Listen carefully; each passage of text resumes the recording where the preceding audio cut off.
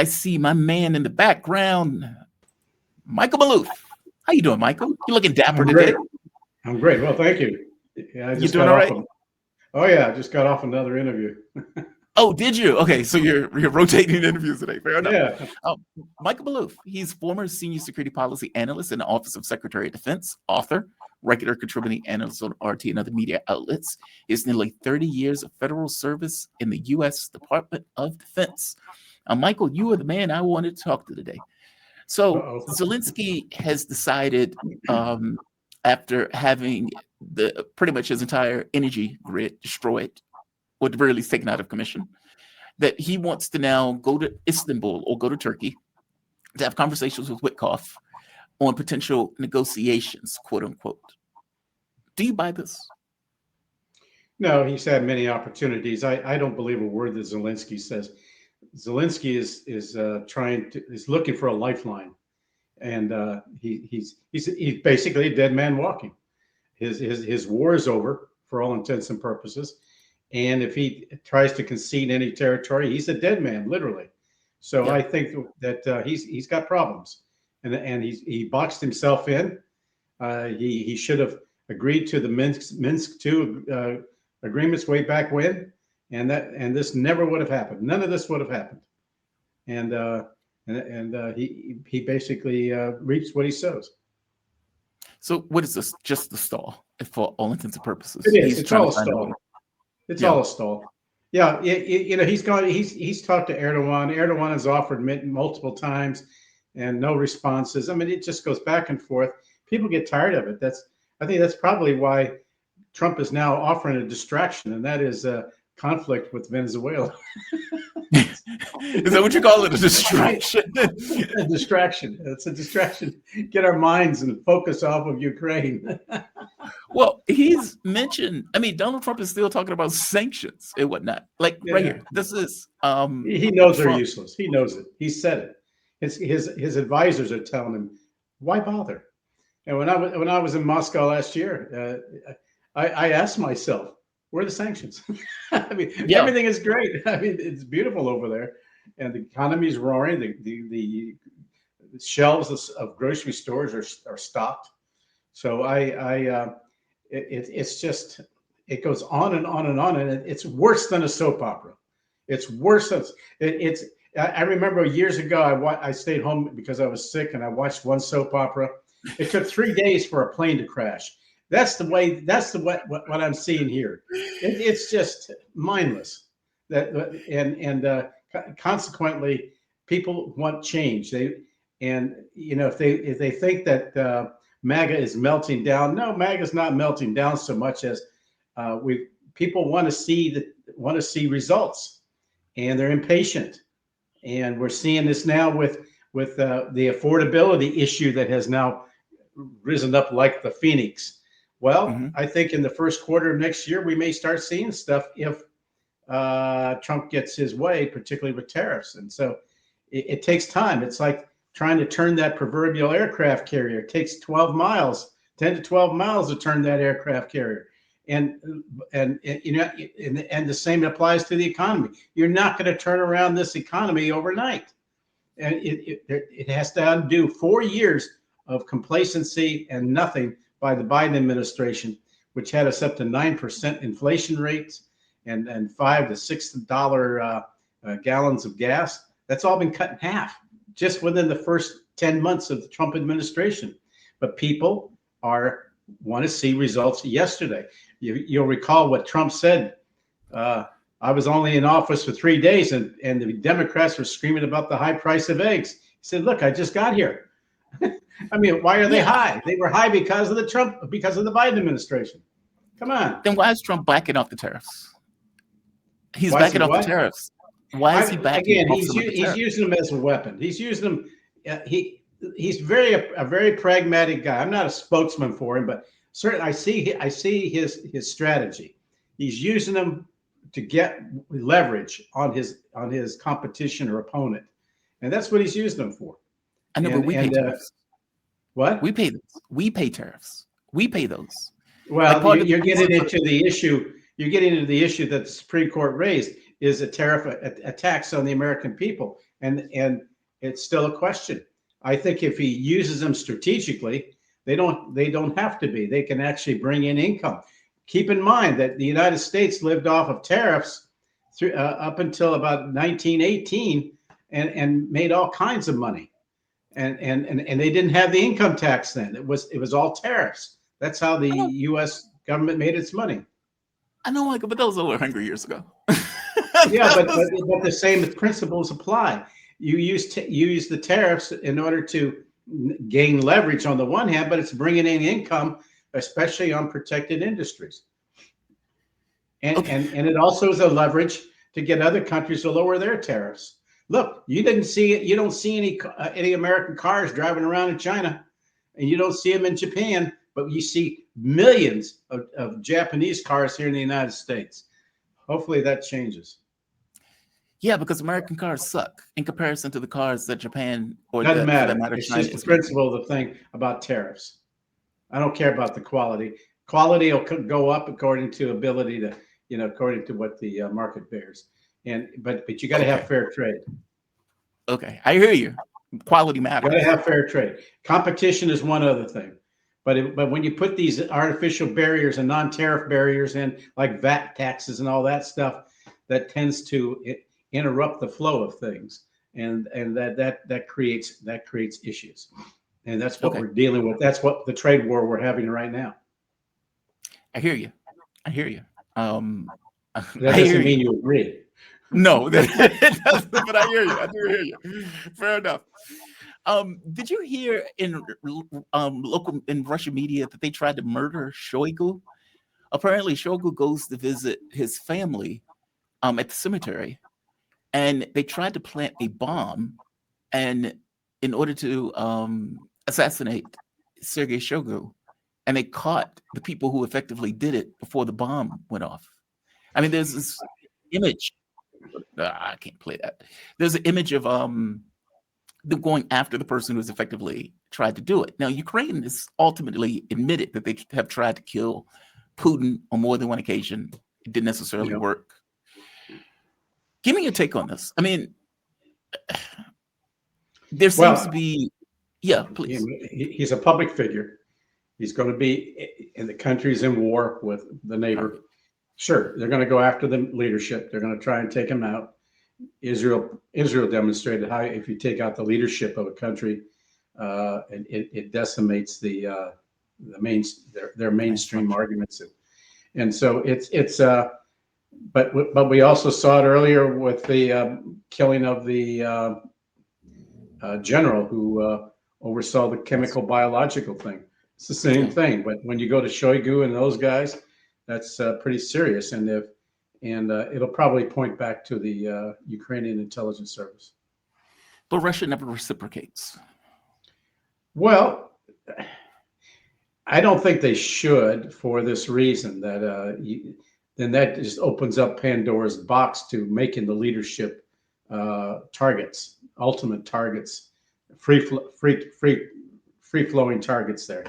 That can be bad. That would be very, very bad to go after each country's leadership like that. But Trump needs to put pressure on Zelensky to knock it off. But as I pointed out, they've tried to kill Putin on more than one occasion. Sure. And the U.S. backs Israel when their decapitation strikes against Iran, against Hezbollah, against Hamas, even against in Qatar when they were going after the negotiation team.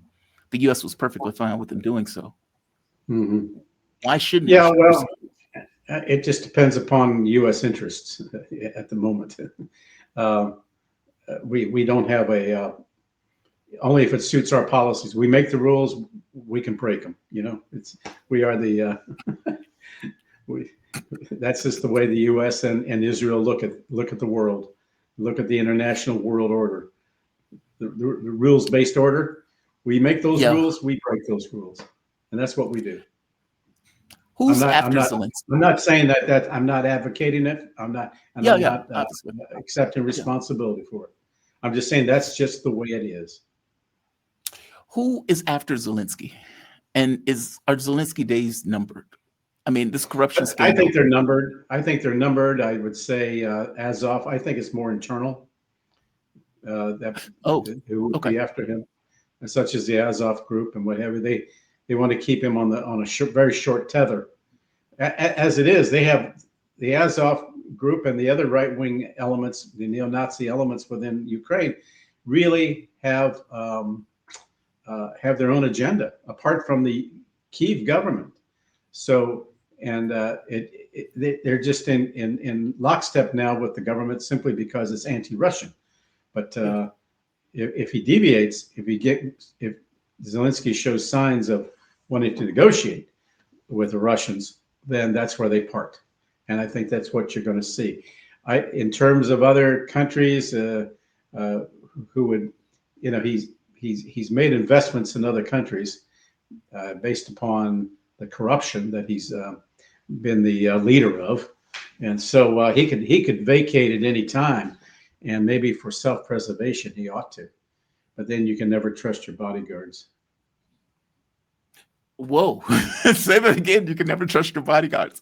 So you're saying that Zelensky, he better basically look behind his back. What is the difference between, let's say, what the Azov battalion or Azov group wants, or some of these neo-Nazi groups want, versus Zelensky? They seem to be in lockstep. They want to take over. They basically want to make it a neo-Nazi country all over again, and they want the territories back.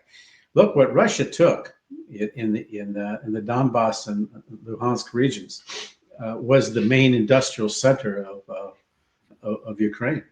The western portion is more agricultural, and you got cities and all that, but the main industrial portions are in the east, and so they're not only going to want that back, but they would like to have regime change, I think, in Russia as well. I've never heard them enunciate fully what their goals are, but certainly it's to create their new movement to get more of a neo-Nazi movement. Look at their symbols. Look who they mimic. Yeah. It's very self-apparent. Do they want world conquest? They already have a network that extends into the United States. That's how they do their recruiting. They have them. They train in the UK, in Wales. They've extended in Africa also, apparently. Yeah, in Africa. Yeah. So there is expansion elements there. No one's really looked at what the goal of the Azov group really is, but given its extensions and its networking, I would say it's meant to create a subtle new world order of its own to put the neo-Nazi element back into the political mainstream. They don't seem to have the power to do that, though. I mean, they're no, not yet, but you build on it over time. Rome wasn't built in a day. True, true. From your take, have all negotiations have effectively stalled? I haven't heard Putin say anything else about it. Lavrov, where are they going to go? Zelensky has agreed to come to the negotiating table, and neither side wants to cease fire. It's a stalemate. It's a military standoff. Now, you're going to probably see, given the winter coming in, you're probably going to see Putin enhance the bombardments, particularly of the critical infrastructures. As you pointed out, he went after the electrical system. Now he'll go after the other systems, and the gas and natural gas and other infrastructures, things that are vital for people to survive in the winter. Mm-hmm. And the Ukrainians who were in other countries, they're not going back. So it's really, the country is becoming a shell of itself. And you've also got the Poles, the Lithuanians, and the Hungarians. They all want portions of the western part of Ukraine because that's where they've got ethnic speakers, because it all used to be part of the Lithuanian Polish Republic back in the 18th century or something like that. So, their feuds go back centuries, and the U.S. should not get involved in any of that stuff. And you look at our world wars, everything is a continuum from 300 years ago. Yeah. Why do we want to continue to support that?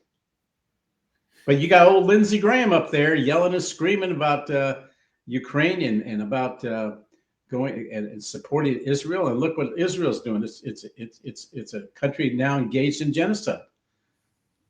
And who's stopping them? Nobody. Nobody. Is that enough to force capitulation, or not so much? I think that it's going to require a military victory in Ukraine. In Ukraine, you're speaking about Ukraine. In Ukraine, Yep. if there's no negotiation set up, and there's been ample opportunities to sit down and talk, and nothing's come of it. So what's the alternative? I don't see the leverage on the United States or Europe to even force or push those talks. If that makes Well, sense. the United States has tried through Trump, and the Europeans don't have any oomph because their power is only predicated upon the U.S. backing, and the U.S. isn't backing them up.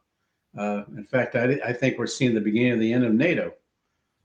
It's evolving, and I think Putin is coming out stronger in all of this at this point. You see his popularity is still very high within the country.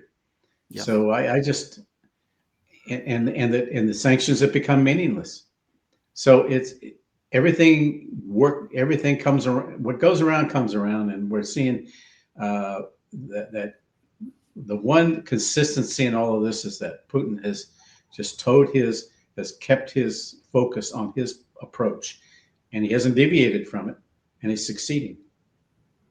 What do you say to the people who criticize that approach? Who said this should have went faster? He should have been far more aggressive, less inclined to be what's the word I'm looking for? Less inclined towards the negotiations, especially when it became clear that Trump wasn't interested in the negotiations. I mean, the Alaska thing is outrageous. It seems that there was some agreement on the table, and then Donald Trump goes back on the deal, immediately goes back to this idea of a ceasefire, increase the sanctions, like meaning whatever they agreed upon, or whatever tacit agreement that they effectively had, the United States effectively went completely back on that particular agreement. Do you think Putin had been too slow in his approach, not more, like he should have been more aggressive, or that for all intents and purposes, this war is proceeding in the way that it should proceed, and the speed of the events is getting faster either way? Give me your take on that. I think he'll pick up the tempo at this point. As I said, I think he's seeing that no other options are coming about unless they can make some grand announcement that we haven't heard about yet. Maybe there are ongoing negotiations and discussions behind the scenes. But right now, I think the Russians have basically thought, well, everybody has tried and nothing's happened, and Ukraine continues on. So and you have the Europeans wanting to continue to backstop the Ukrainians, but with what? They're going to have to recast their entire production capability toward more of a warlike production if they intend to continue that war, but that is predicated in turn on U.S. support, and the U.S. isn't going to back it, and even J.D. Vance has made that clear in recent days. So we're at a stalemate. It's a stalemate right now, but there's a new element that has crept in here that no one's talking about, and that is a quid pro quo, some leveraging that Putin can use. What do you mean? It has to do with Venezuela. I think the fact that Venezuela is feeling threatened, I think Putin could say, look, if the United States and Britain and all these countries are going to be sending long-range missiles into Ukraine, I'm going to send Oreshniks into Venezuela. That will really alter the balance of power very fast, and that could either accelerate things or really bring things to a head. It'll bring things to a head very rapidly. And Do you but that's the leverage he has. do you see them Same with doing the that? Chinese, huh? Do you see him doing that? I mean, Putin has been, I would use the term pragmatic in the way that he's engaged all of this stuff. That would be aggressive. I think it's a tool he has, an arrow he has in the quiver. Let's put it that way. He may Yeah. not use it immediately, but it's one that he has, and and Trump basically gave him that weapon. Yeah, because I And don't see him wanting Venezuela to fall. Like, I don't get the he sense that, doesn't, nor do the yeah, Chinese. Venezuela owes the Chinese billions, given they have invested billions and billions of dollars in Venezuela. They can't stand to lose Venezuela. Besides that, Venezuela was one of the first countries in the Latin American area to belong to the Belt and Road Initiative of China. mhm. And yeah, they sit on all these oil reserves. The U.S. doesn't need that oil. Now, China would like to have it. I'm certain, and so would it.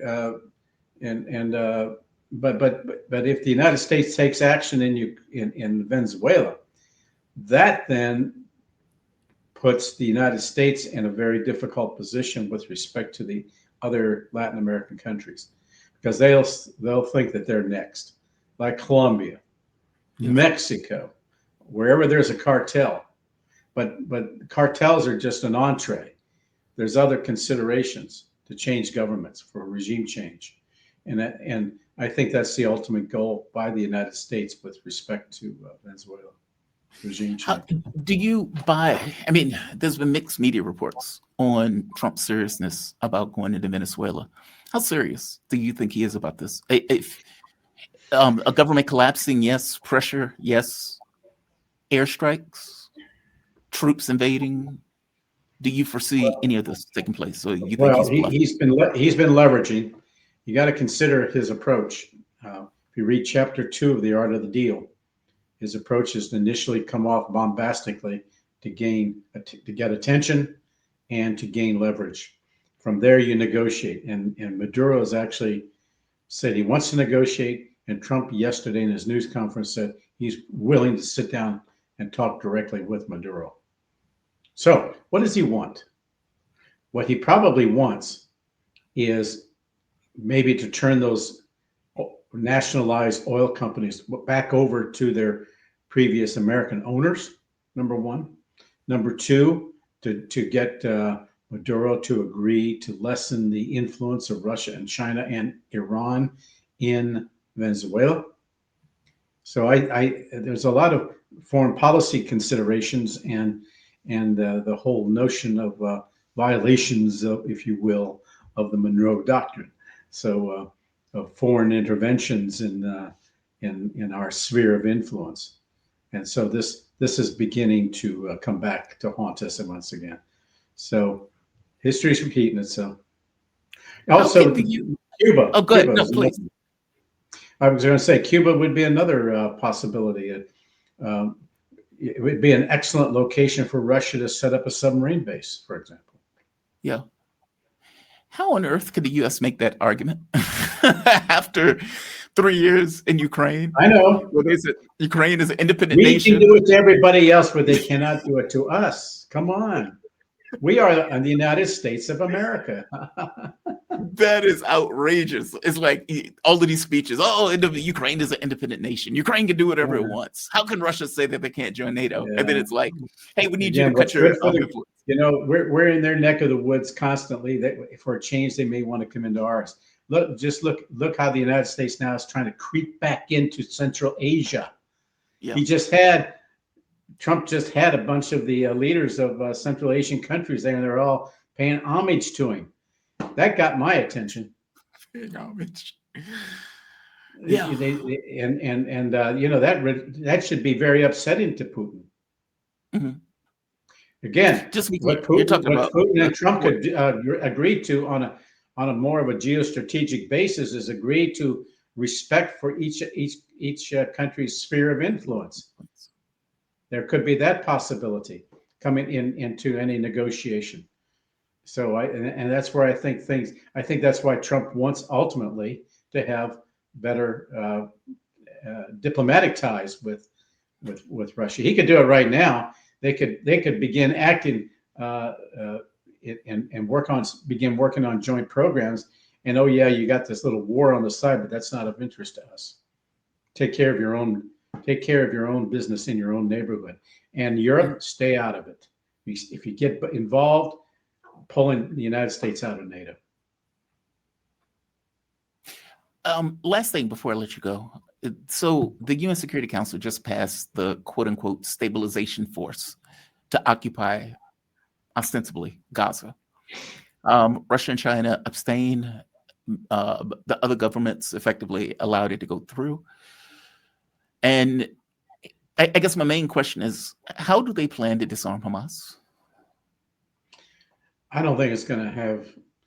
Hamas will find workarounds, and the United States. This just puts the United States in the crosshairs once again.